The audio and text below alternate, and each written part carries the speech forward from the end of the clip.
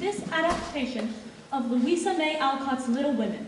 I worked very hard, so I hope you enjoy it. Joe, you don't own the play. We worked hard too. Now, Joe and Amy. Now then, we would like to make everyone aware that this story contains strong themes of loss and grief. If at any point you need to step out, please feel free to do so quietly. Don't forget to tell them about their devices, Joe. Yes. As for any unwarranted noises or flashes, this is the 1800s, so we do not own cell phones. Be a most courteous audience. After all, it's a lovely story. In case of an emergency, there are 4 exits, 2 on either sides of the stage and 2 near the back of the audience. All right. Let's get this play started already. Amy, dear, patience is a virtue. No need to lecture, Meg. Anyways, the most important thing is that you sit back, relax, And enjoy the show!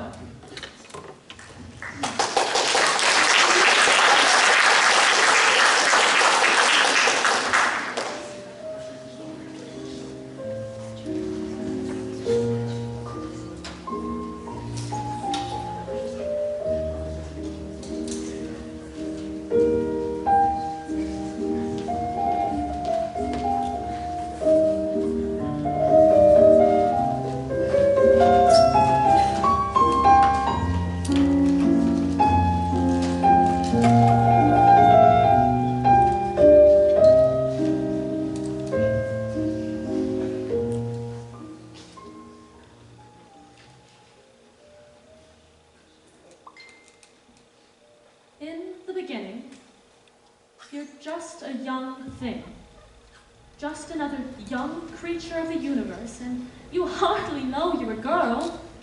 You're so busy learning to walk and run and ride if there's a horse handy. Or if not, the limb of an apple tree.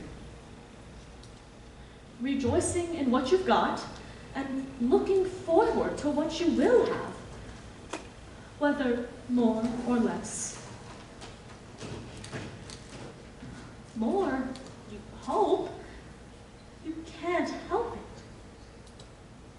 Christmas won't be Christmas without any presents. It's so dreadful to be poor. I don't think it's fair for some girls to have plenty of pretty things and other girls nothing at all. We've got father and mother and each other. We haven't got father, and we won't have him for a long, long time. Well, there's a war on, and I think it's splendid of father to go as chaplain, as he's too old to be drafted and not strong enough to soldier. I wish I was standing guard outside father's tent this very minute, but I'm not. So be it. You don't have father, but you have me. Father said I was to take his place, and so I will. And what we're going to do, girls, is make our own kind of Christmas. I suppose we have to humor her. What? Humor me? You aren't father. No, but I'm to take his place. He said. Being father in this family has always been your fondest wish. No, it's not. It's a duty. A homemade Christmas, I say. A Christmas of our own invention. You wish you were father because you want to be a boy. So what if I do? And because you want any excuse to boss us. Oh, fiddlesticks. You call it bossing, but I know you'll want to do what I have in mind. The play we've been rehearsing, girls? Why don't we present it for Mother? Yes, I don't know. It's almost ready. If you know your lines, Amy, I'd say we're ready. Well, I do know my lines. All right, we'll have the play. And that's not all. I suppose we could act the play, but last Christmas, we had plum pudding and cranberries and oysters and presents all around. This year, we have corn pudding with raisins. Raisins, mind you. Hush, Amy. That's well enough for you to say, Meg. You and Joe will be going out to parties, as you did last year. I won't be. Nor I. Why not? Because I have nothing fit to wear. My white muslin is worn out, and Joe spilled tea on my tarlatan. Joe spilled tea, Joe spilled tea. Can't help being clumsy, always in a hurry. What are you up to, Joe? Shh. Get the dress out, Meg, and I'll spill tea over the rest of it. And you can go to parties in a tea-colored gown. It's not just the tea stains, it's the torn hem, torn and mended in 3 places. Don't peek, Amy. Not to mention the patched cuffs. Well, pretend you're a poor traveler who's just blown in from a storm, or a spy under orders to attend parties. That's the only way I'd ever go. wrong with parties? Amy, don't get her started. People ask you to dance is what? Boys. Yes, unless you happen to be a boy yourself, which solves the whole thing. Because then you can stand with your back to the wall and frown down on everything. Which is what you do anyway. You're not. You do, don't you, Joe? Well, but any minute some person can step up and ask to dance with you. And you're hurt if they don't, and disgusted if they do. And then you're out there on the floor and they're tromping all over the hem of your dress. Amy, what's that on your nose? You know what it is. Don't you mean you're tromping all over their feet? Well, all right, I'm not the greatest dancer.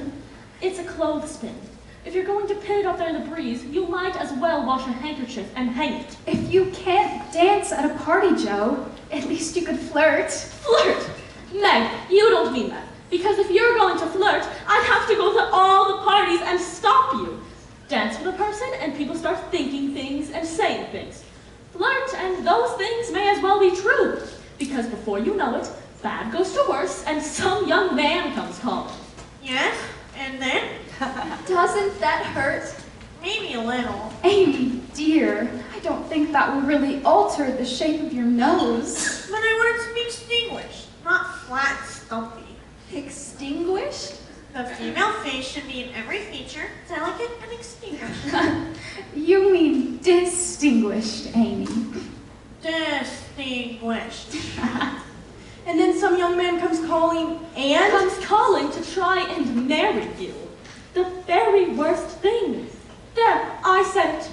Don't see why that's the very worst thing. Because then you have to mind your cooking and your sewing and be sweet and pretty in every feature extinguished, and your adventures are over and your liberty is finished and you might as well be dead. I know. Sorry, Joe.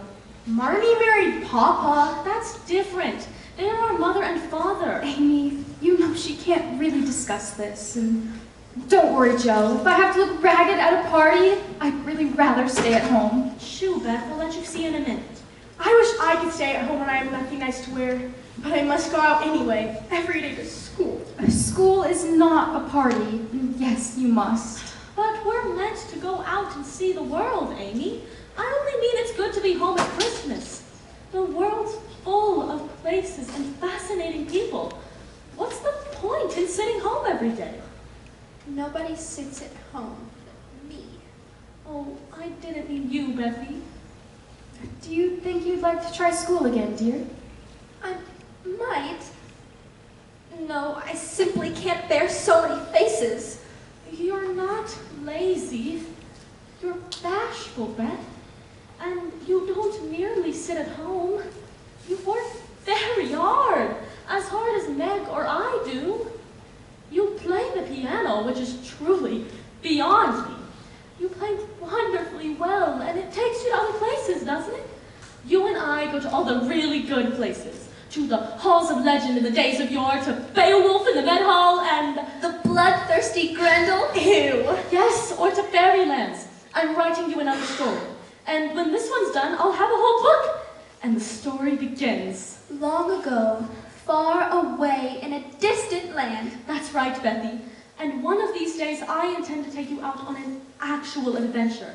Not in a book or in music, but a real pack-up-and-go journey, far, far away. Do you really mean it, Joe? Yes, I do. I'll take all of you. Now, how's this? A Christmas present. Who's it for? There weren't to be any presents. It's for me, isn't it?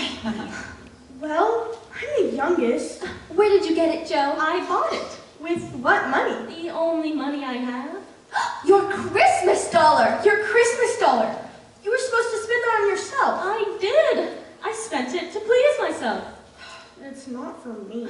I don't believe it's for any of us. No one in this room, because she'd give it to the person privately, not to make the others jealous.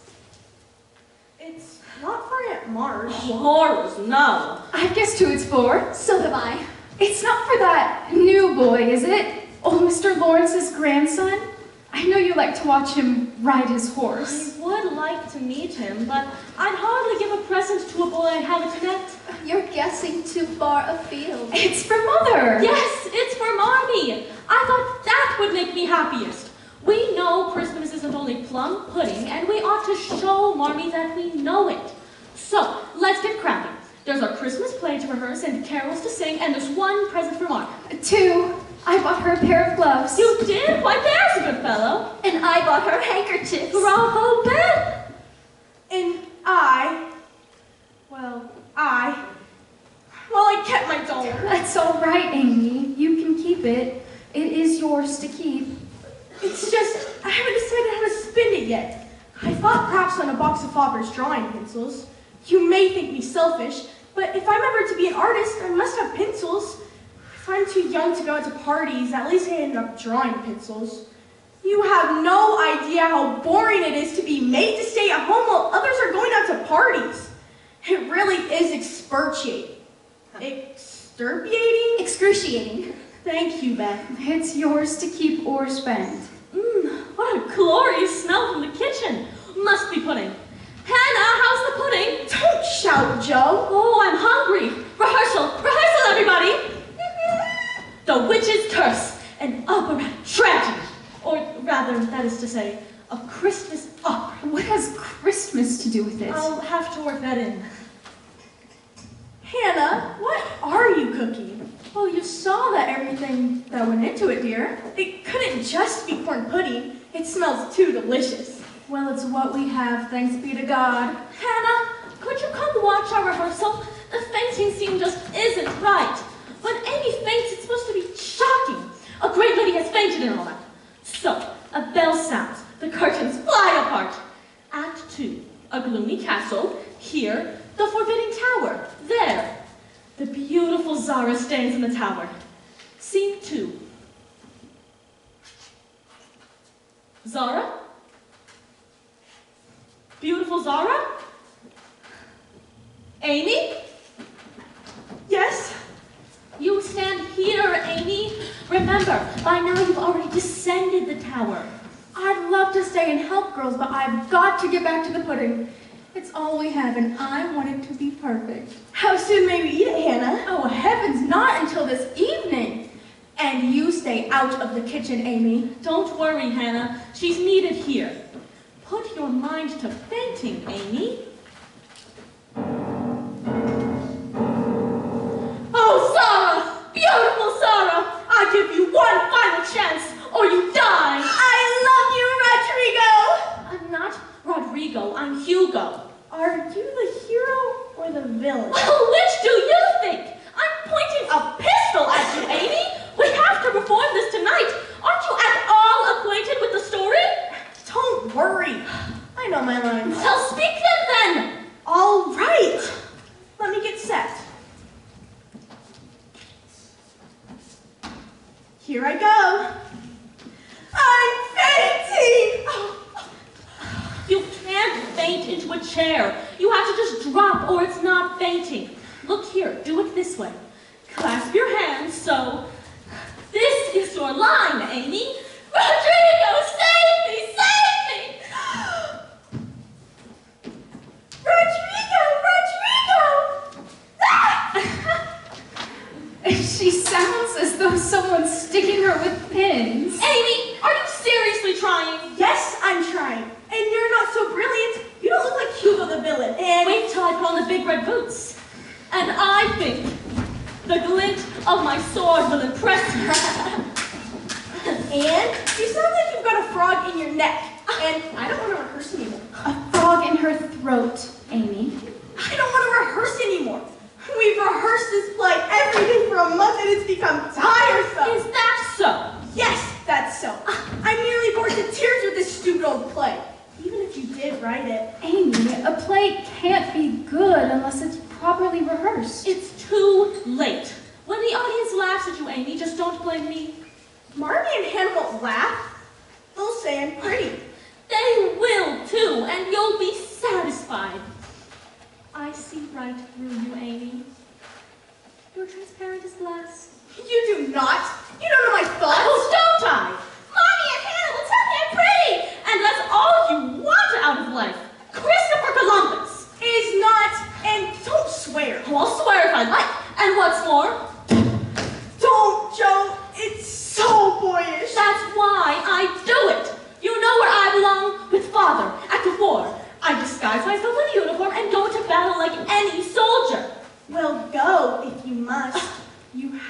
the boots. Don't tempt her, Amy. Yes, and wouldn't I fight fiercely?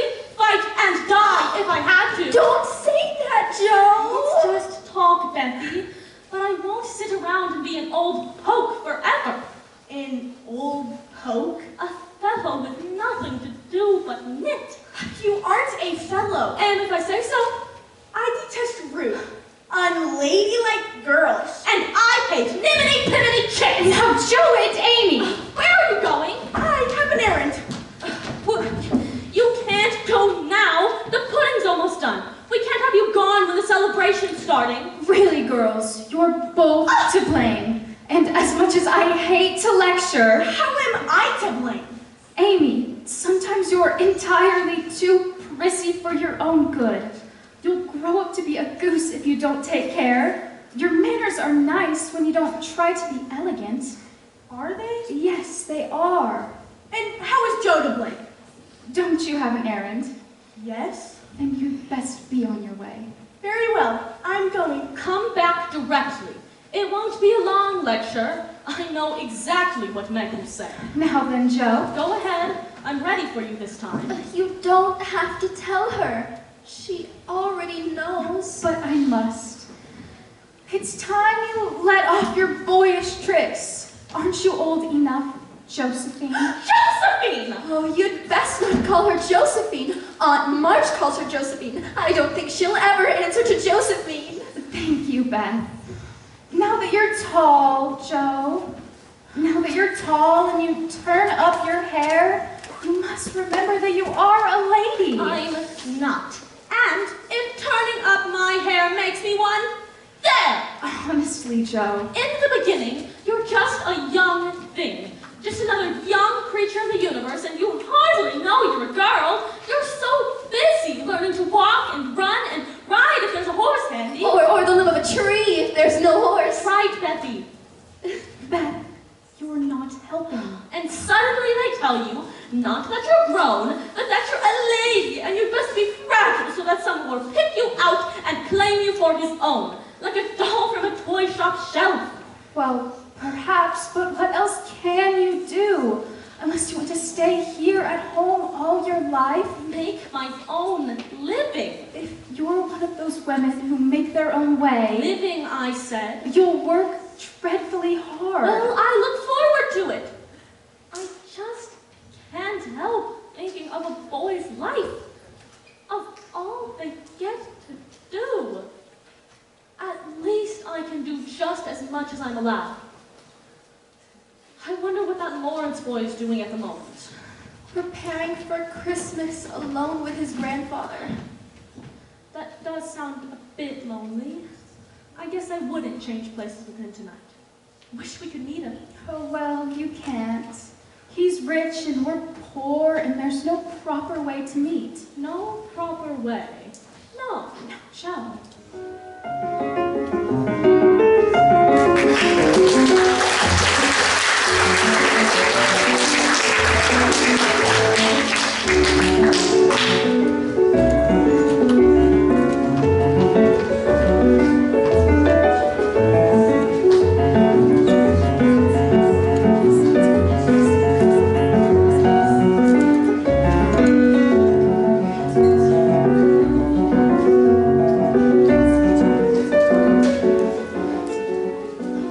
Here's Marmee! Strike up, Beth! Stoke the fire, Meg!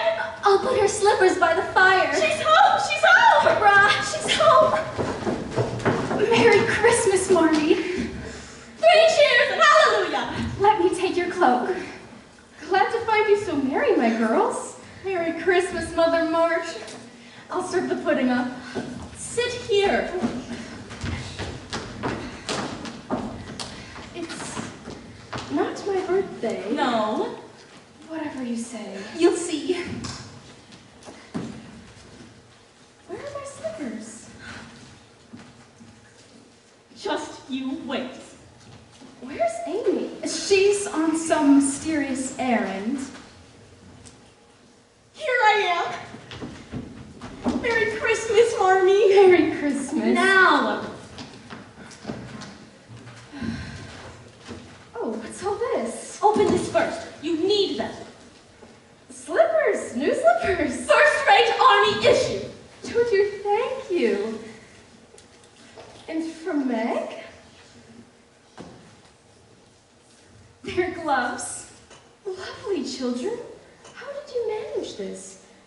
Did you by any chance? You know what we did. You each spent your Christmas dollar on a present for me? What's this from Beth?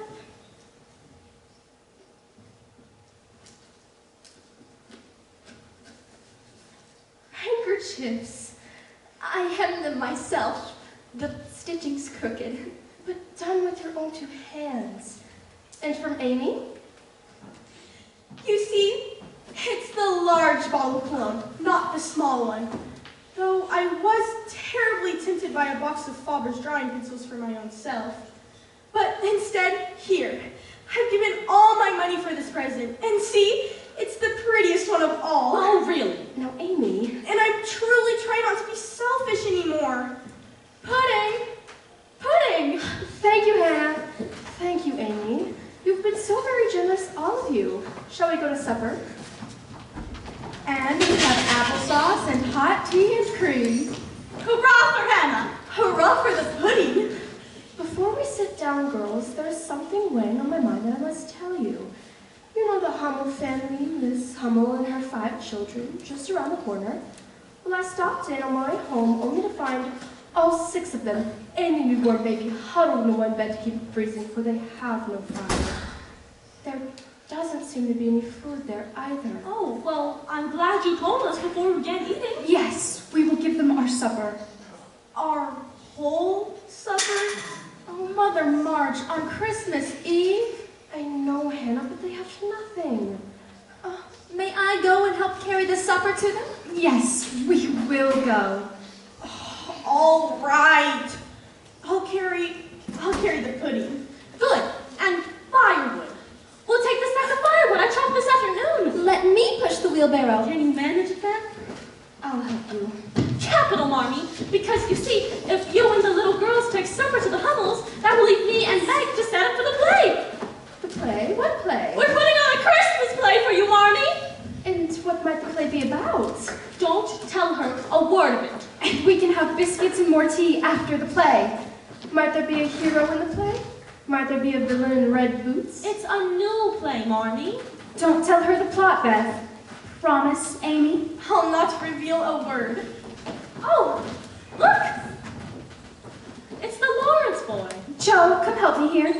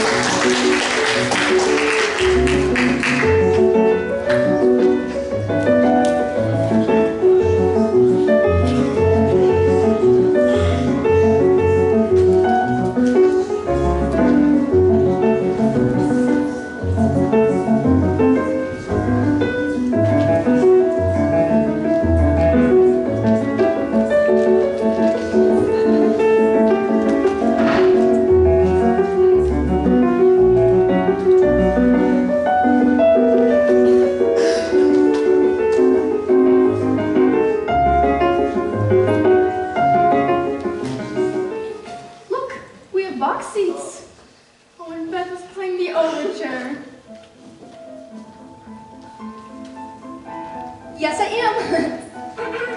Oh, oops. There is a lady named Beautiful Zara. I love her so much I'd kill or I would die. She loves the fellow who's called Rodrigo. The witch's curse on Rodrigo, I cry. Curse Rodrigo! Curse Rodrigo! Who is invoking the witch's curse? I, Hugo, the villain. You? What is it this time? I would like some poison. Give me a poison to kill Rodrigo. And a potion. A love potion to make Zara love me. You're unusually polite, Hugo. You must be serious this time. Yes, I am. I finally found love. Do you dare thwart me? Not directly, not for the moment. Ho, minion! Hither I come from my fairy home, far in a silver moon. Take the magic spell and use it well, or its powers will vanish soon. A potion and a poison. Hugo, I spit in his eye. Hugo shall take his own poison and die.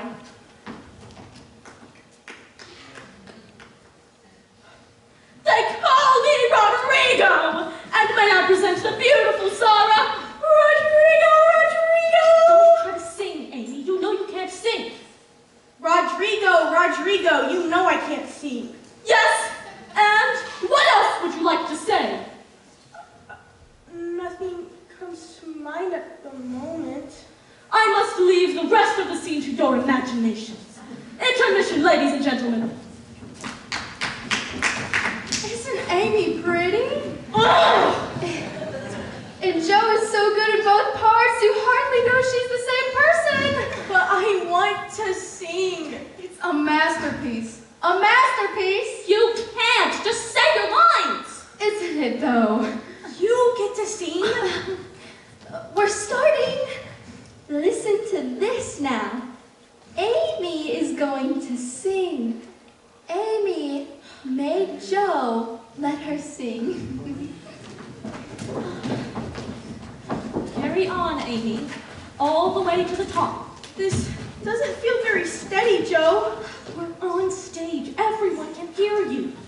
Rodrigo, my hero! Sarah, beloved! Rodrigo, my hero! Yes? Someone's coming to the door. Who could that be? Oh, Mother, let me go. Thank you, Hannah. What's the matter out there in the audience? Sorry, Joe, please proceed. Well, what are you doing anyway, locked up in that tower? Is it that your father has locked you up there to keep you away from me because I don't have enough money to marry you? Is that the reason? Yes, yes, that's the reason. Then shall we run away together? Rodrigo, my hero! I'll take that for your answer. No! Where do you think you're going? And you penniless rogue, you knave! Don Pedro, my father. I told you so! I told you so! This is a sorry performance. As if we're all right. Wonderful. You say what comes next. Rodrigo, listen, I have lived low these many years, a weary life, a sad life. For hours and years and seasons, a weary, sorry A life. speech out of nowhere, Meg. But stay in character.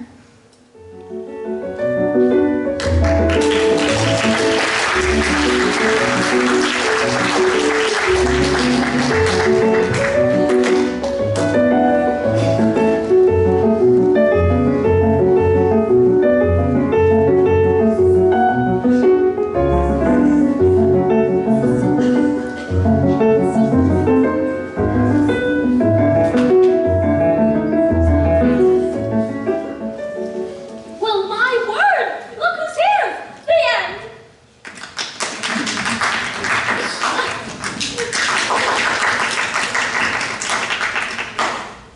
Mr. Lawrence, our old friend.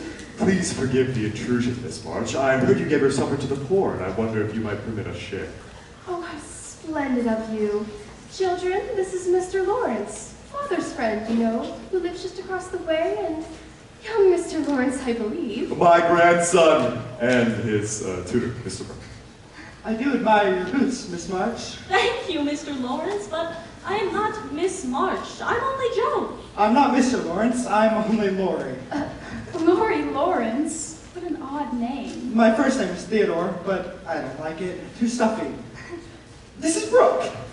And who might you be? Margaret. Margaret. Just plain Meg. Please call her Meg, and let's be ourselves. I did so hope we'd have an excuse to meet you. So pleased to meet you, Margaret. Thank you, and this is Amy. Will we be losing you to college soon? I see you pegging away at your books. Not for a year or two. I'm only 15. Why, so am I. I'm glad you won't be rushing off now that we've met. We had to meet at some point. You all seem so jolly. Couldn't stay away forever. Wouldn't it be capital to have you for a brother? I'll wager we'd have real adventures. Don't you wish you were at the war? Of course. Look, Joe, smoked chicken. Look, real actual minced meat. Dear Mr. Lawrence, how can I thank you? Well, let me see. As it happens, I like music. Beth, listen to this. I certainly do love music, and sometimes I hear someone in this house play when I sit at my window. Whoever's playing, I do so like to hear them. She's a bit bashful.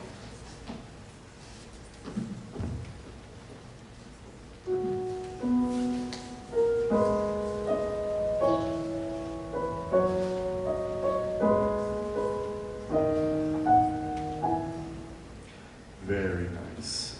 Well, enough for old hymns and carols. The old piano won't stay in tune. Won't it now? I hate my name too. So sentimental. I wish everyone would say Joe instead of Josephine. My Aunt March, for instance. Josephine! Josephine! How do you make people call you Lori and not Theodore? They call me Theodore. I thrash them. Well, I don't suppose I can thrash Aunt March. Merry Christmas! Good evening, everyone, and yes, Merry Christmas. Aunt March, what a surprise! I heard you had no presents, and so well, I see there is apparently no special need. You seem to do quite well on your own. I gather you have no need of help from relations. Aunt March, our kind neighbor, Mr. Lawrence. Of course, we are well acquainted. Charmed as always, Georgiana. James? Beth was just telling us how she loves to play the piano. Yes, I know all that. No, but she plays with real feeling. You climb trees, don't you? Don't ask her that. Yes. Don't tell him. Hush, Amy. If you want a real lady, there she is. You ride horses, don't you? You know I do. Josephine, come here to me. Whatever are you wearing? Is this really what you call your Christmas best?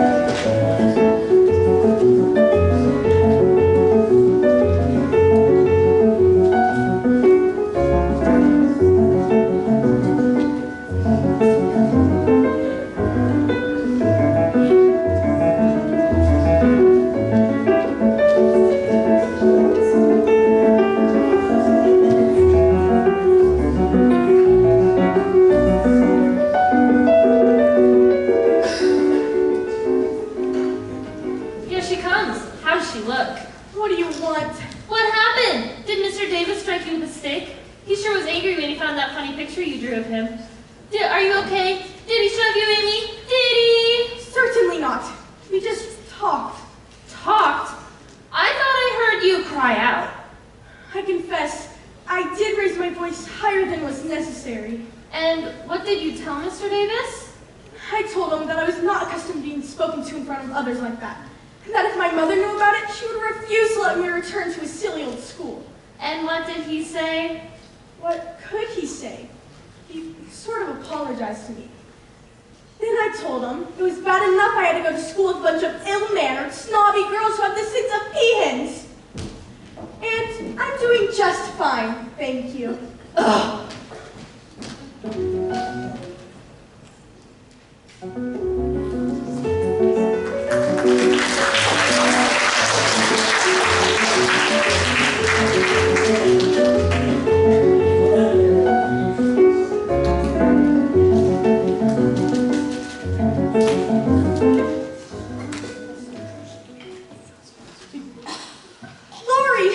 Oh, do come in. Just here. Sit next to me and tell me everything. Well, I delivered fair Meg to the mansion door. Yes, and? That's it. Well, how did she look? The same as she looked when she left here an hour ago. No, I mean really. How was she? I say, Amy, is Joe at home? Lori, please. We're discussing Meg. Quite right, I'm sorry. What were we saying? Well, how was she? Did she fit in well with the other girls? Yes, I think they found her quite satisfactory. And they hugged her and kissed her and sprayed over her dress and gloves. All that and more. Good. I'm glad I'm not there. Oh, honestly, Joe, you have no respect for anything important. Why didn't you say? I knew you were here, so I came back. You felt sorry for me? No, I should say not. Well, I was invited, but I declined. I don't much like fancy social occasions. Fine with me. I came back because I felt like a visit with you. Oh, very well.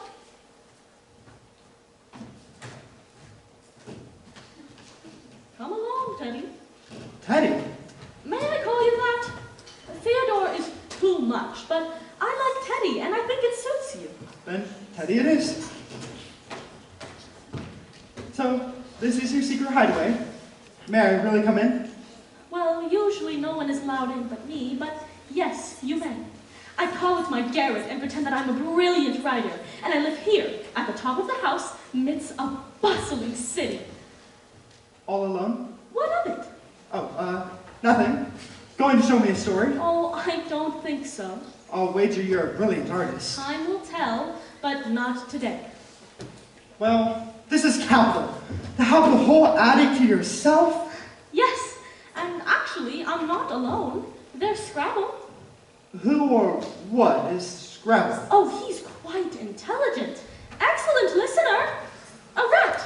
There he is behind your foot. Come on again. Bye, Scrabble.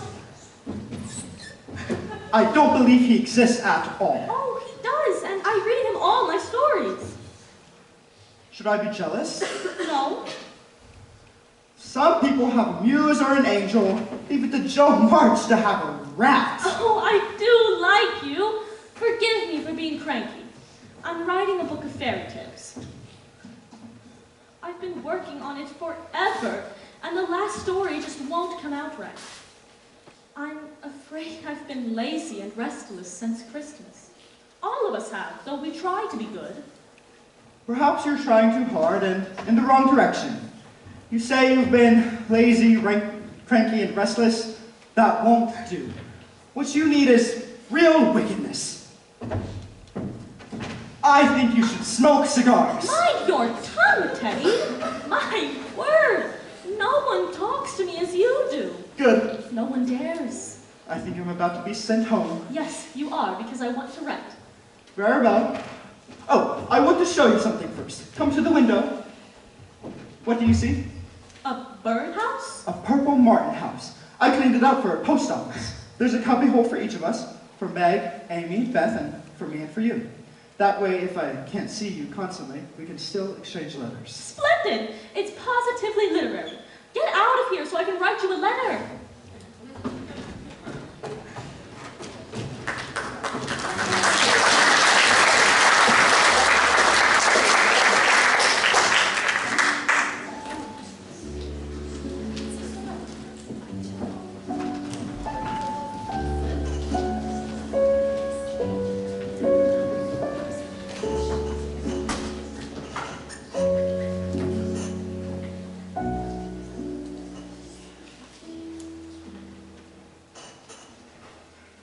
When is Meg coming home? You asked me that a half hour ago, darling. Do you remember what I said? She's not coming home till tomorrow. That's right. It seems like forever. It's only a weekend. And the good fairy said, I won't leave you money or pretty dresses, but I will leave you the spirit to seek your fortune from your own efforts. The end. Signed, Josephine March. Well, that's done. All done, Scrabble. The whole book. Scrabble?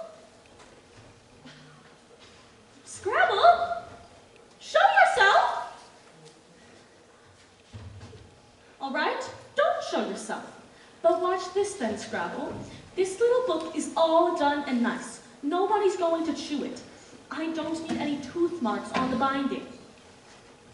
Listen, everyone! I finished my book of fairy tales. Why, congratulations, Joe. Forget it. Lori, I was just playing make-believe. Make-believe. Yes, that's all it was. You're free to go home. Look, here's Meg. But you weren't to come home tonight. You're supposed to be at your party. Her ladyship, delivered to you from the jaws of worldly vice. Oh, Meg, I missed you awfully. I was only gone for a day and a night, Amy. Home early, Meg? Yes, I've had a beastly time. Now, Meg, was that a beastly time you were having? Why, you should have seen her there at the party. She bats her eyes, she curtsies, she fans her low-cut gown. Meg doesn't own a low-cut gown. Oh, and what was that sparkly stuff in the glass, Meg? Ginger ale? Nothing but ginger ale, dear fellow. Then, may I have a sip? Oh, no, best not. Hush up, Lori. You're giving us a worry. Oh, no, I assure you, I'm all admiration.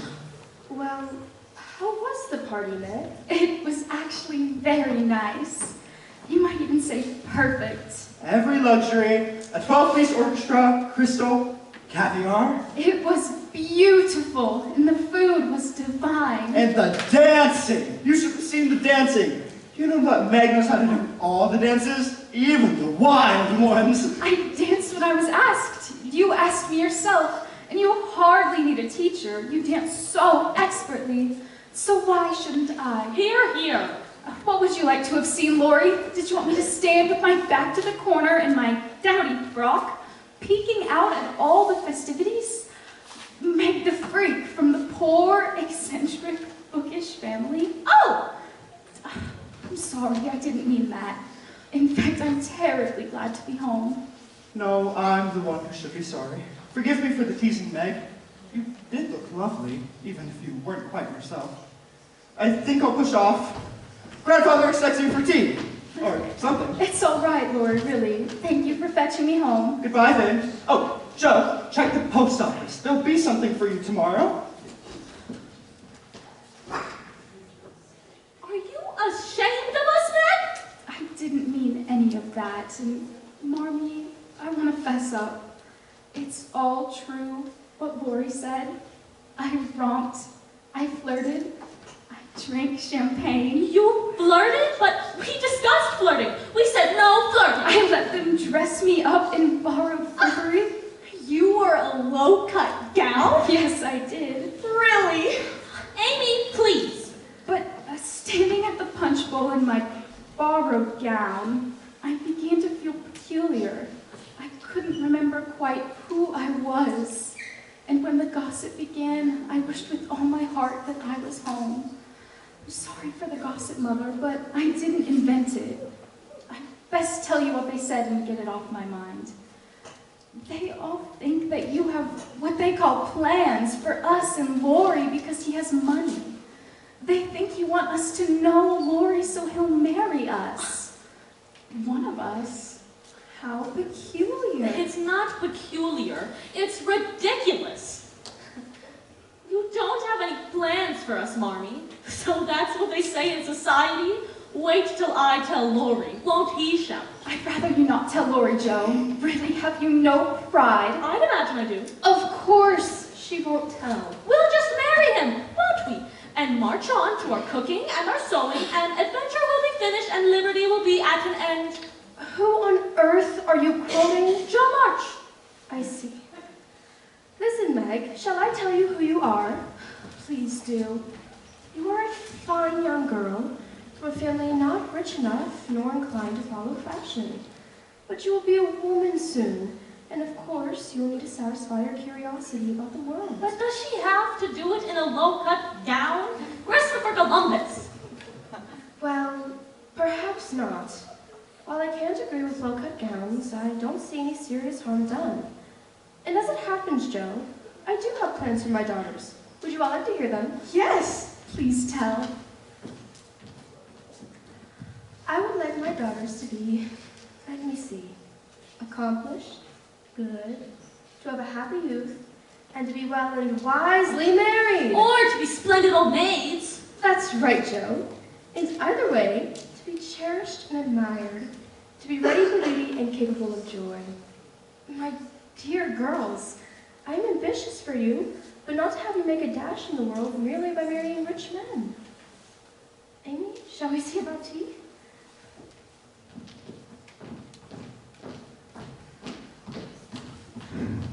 Meg, did you really flirt? I tried. I don't know if I succeeded. You won't get all silly on me, will you? You won't turn all stupid and blank and pine at the window for young men and forget who you are and forget me? No, Promise? I think so. Promise? I think so. Say yes. Say definitely yes. Well, Yes.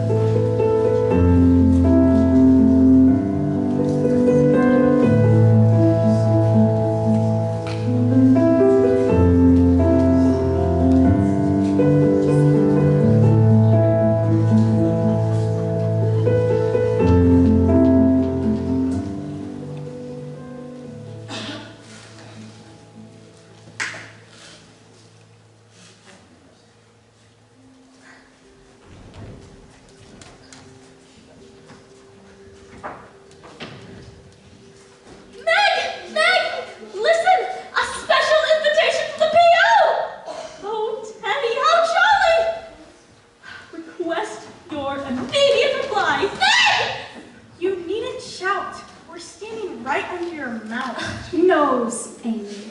For heaven's sake, what is it, Joe? well, it's only for me and Meg. So, I want to see. Suit yourself. Listen, Meg. Lori's invited us to the theater this very afternoon to see the Hall of the Mountain King. Imagine, I'm on my way to fetch you. Won't let you off at any price. I've asked your mother, so nobody shall worry. In a tearing hurry, yours ever, Lori! Whatever shall we wear? Wear what you have on. We aren't the show, we're the audience.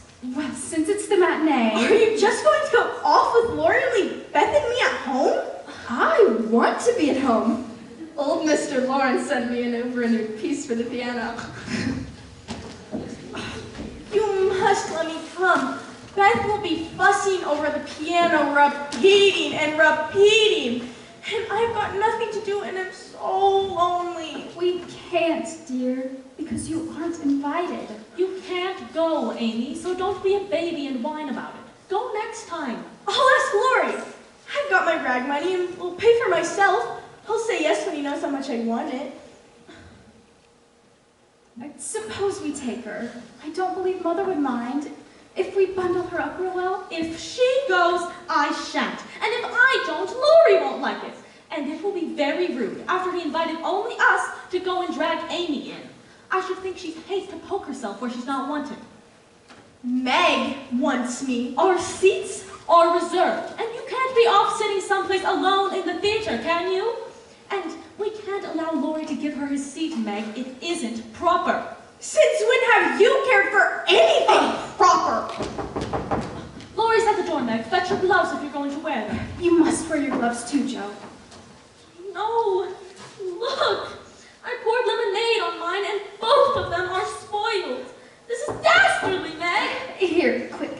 Take my good glove and wear it, and hold the spoiled glove crumpled in your other hand, and I'll do the same. There, that's fashionable. I hope. It's a complete fraud. Perfect, because we're going to the theater. Right. What ho, girls? Hey! I shall go. Meg says I may. I'll pay for myself. Lori hasn't anything to do with it. Meg! Not this time, dear. I shall go! We don't have time for this. We're coming, Teddy. You'll be sorry for this, Joe March. See if you aren't. Fiddlesticks, Amy.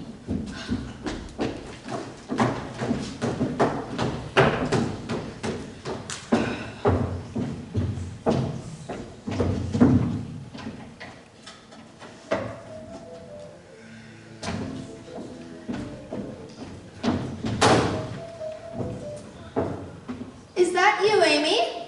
Yes. Why? Oh, this horrid piano. Does this sound right to you? Listen.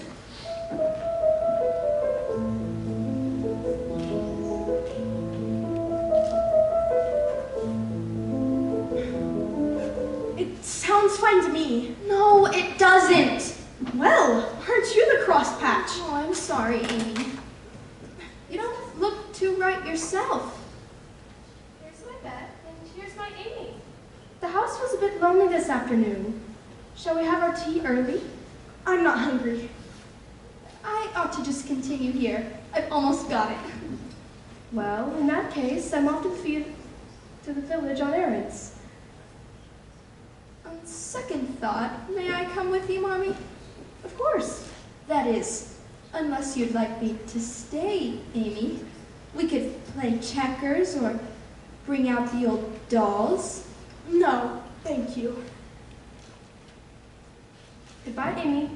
Goodbye.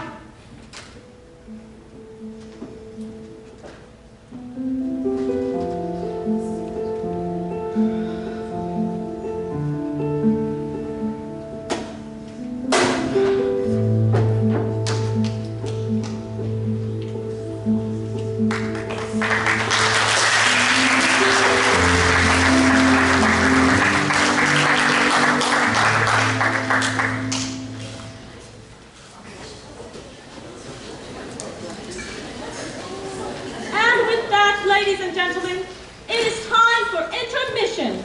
Please take time to go out into the commons to enjoy some concessions for $1. Ooh, treats. Can I have some? Can I? Can I? Amy, dear, they are for you. Intermission will last 15 minutes. Take time to